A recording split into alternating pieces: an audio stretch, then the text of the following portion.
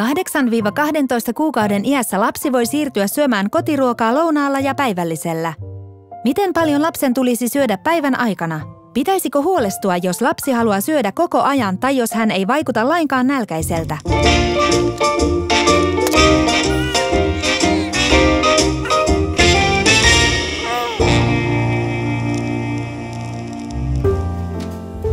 Lapsen syömän ruoan määrä on yksilöllinen ja kausiluontoinen asia. Nyrkkisääntö on, että jos lapsesi kasvaa normaalisti ja vaikuttaa tyytyväiseltä, ei ole syytä huoleen. Lapset osaavat hyvin säännöstellä itse ja syödä sen verran kuin on tarpeen. 8–12 kuukauden ikäisen lapsen päivittäisen ruokavalion tulee olla monipuolinen ja on aika siirtyä tarjoamaan kotiruokaa lounaaksi ja päivälliseksi.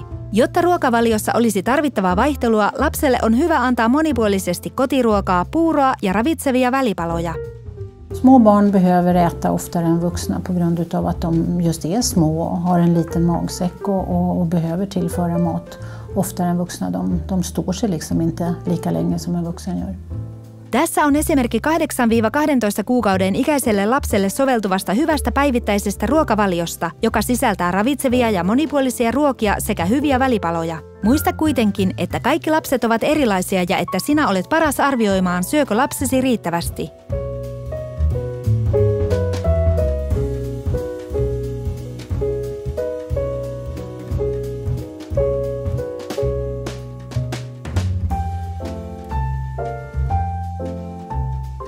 Kun lapsesi on pieni ja saa vielä äidinmaitoa tai äidinmaidon korviketta, voit täydentää lapsen ruokavaliota erilaisilla ruuilla, jotta hän oppii tuntemaan mahdollisimman monta makua ja koostumusta.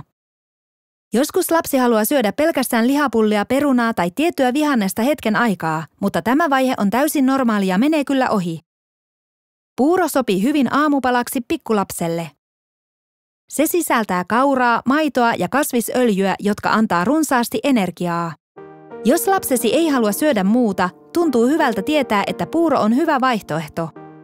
Anna enintään 2 tai 3 annosta päivässä, jotta lapsi tottuu syömään muutakin ruokaa. Man behöver inte vara så orolig för barnets vikt.